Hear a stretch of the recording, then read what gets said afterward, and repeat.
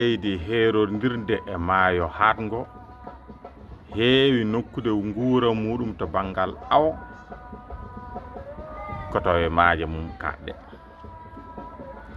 Sénégal noon ene jogii maayo hatgo kono ene jogii maayo welgo. Tufne muɗum maayo hatgo ene juuti tuggi Ndar haa yetti Cap Rosko. Ngol dumbugol Rosko e lombere muɗum ene heerondiri Sénégal e Guinée Bissau e Gambie e Mauritanie. Pooɗo nduure keeri maayo heewi wadde hakkunde makko e leyɗele ɗeɗon, kono ko hakkunde makko e Gambie ko kam ɗum heewani wadde saɗede meeɗa wadde saɗede. Hakkunde muɗum e Guinée Bissau waɗino saɗede haa ɗum wuli haa ɓe jeehi ñaawirɗe towɗe. Sénégal e maɓɓe caggal muɗum jam arti, keerol ngol darna ngol laabti. Hakkunde mum e Mauritanie noon keerol ngol saha e saha fof ina dirta, coow ina waɗa heen duko deƴƴetaake hakkunde Sénégal e Mauritanie. Sababu mum noon ko awooɓe leydi Sénégal laaɗe muɗum gadanteeje awo gadanteeɗe ngo ene abboo liɗɗi haa yettoyo e nder keeri leydi Mauritanie adda haala. Ɗum ɗo noon laamu Sénégal e laamu Mauritanie jooɗo kadi mbaɗa jonde kadi jewtita. Wona ɗum tan noon hakkunde keeri leydi Sénégal e leydi Mauritanie mbaddata to banggal awo, to banggal maayo hatgo wona awo ngo tan, kono haala men hannde ko awo ngo tan.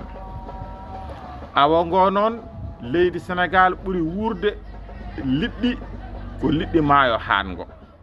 E nder temedere ko awata ko heen 80 ɗe fof ummoto koye maayo hatgo, heen nogas ɗi ummoto e maayo welgo. Kono ittaani e nder maayo hatgo ngo awo ɓurgo heen aweede ko wuurde Sénégal naaɓe to banggal awo ngo ko laaɗe gadanteeje ɗe.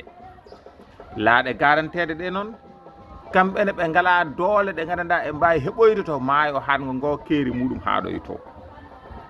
Sabu noon eɓe jogii yolde wawde yaade haa 100 kilométre e nder maayo hatgo ngo to woɗɗeedi, kono laaɗe maɓɓe ɗe mbawi haaɗoyde tan so woɗɗi haa woɗɗi ko 55 kilométre wawa heɓoyde to woɗɗi to, jarani 50 kilométre tan haaɗata. Te sakitaji ɗi ɓe jogii ɗi ɓe gawirta ɗi to luggeeki maayo ngo ina foti wawde yaade haa 100 métre eɓe dokka ɗum, kono sakitaji maɓɓe ɗi kaaɗat tan kono métre uji nogas ha nogas uji joyyi, nogas e joyyi métre. Ndeke noon kene tolno e ɓuri 30 métre nani toon ene heddi e nder geej o kono foti aweede te hawaka. Ɗum ɗo noon laaɗe kaɗɗe ɗe kañumen to banggue mumen eɗe gadodiri ciifodira e laamu Sénégal wawde awde e tufɗe meɗen ɗe. Kono kamɓene de eɓe jogii ɗo ɓe kaari ɗo mbiyeɗa 100 kilométre walla 80 kilométre ko ɗon ɓe gawata. Kamɓe eɓe jogii sakitaji mbawɗi yaade ha 100 métre, kono gartam maɓɓe e nder leydi Sénégal ko e nder ko awa fof e nder leydi Sénégal 80 ɗe ko laaɗe garanteɗe ɗe waɗi ɗum, nogas ɗe kañje laaɗe ɗeɗon mawɗe gummotoɗe caggal leydi gawata. Ndeke noon kaɓe gartam maɓɓe e Sénégal ina famɗi no feewi. Rutti Sénégal kadi wadde maɓɓe gadodire nde ganduɗa hitande kala eɓe joɓa te gadodire ɗeɗon kadi ɗeɗon pible hankkadi ɗe pirtama e nguɗo laamu ari wi hankkadi ni laaɗe garoje caggal leydi ɗe yo jah goppa tufɗe meɗen. Kono ɗum ko basal tan wonande leydi Sénégal. Sababu muɗum wonde no ko Sénégal so tawi waasi ɓen ene tolno e gandanɗa hoore maɗa yaade caggal leydi ɗen laaɗe gommotoɗe caggal leydi mbawi haɗoyde Mauritanie walla kaaɗe Guinée Bissau calo yettade Sénégal, saabu liɗɗi ɗi kadi dirtoji ɗi jooɗani ɗi jooɗaki e mbawi tefde ɗi haaɗi caggal ɗi gara ɗi to keeri Sénégal to ɓe nanggoya ɗumen, walla dow 100 kilométre to ɓe nanggoya ɗumen.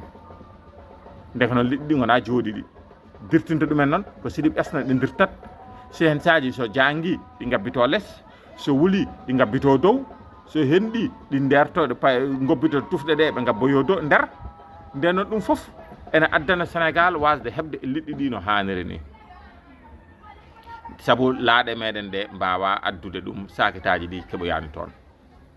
Nden noon ɗum ko wasete ko wiyete Sénégal en waasi liɗɗi ko ɓesgu muɗum hutorto ɓeydi ene hutoro liɗɗi ko yaboy en tan wawata heɓoyde, saabu liɗɗi ɗi e mbatti dogde sakitaji ɗi gabbitima less, sakitaji ɗi keɓoyani ɗi toon, walla ɗi dirta ɗi jaari e warango ɗi jaaha e tufɗe goɗɗe laaɗe goɗɗe ɗe keɓɓoɗe toon.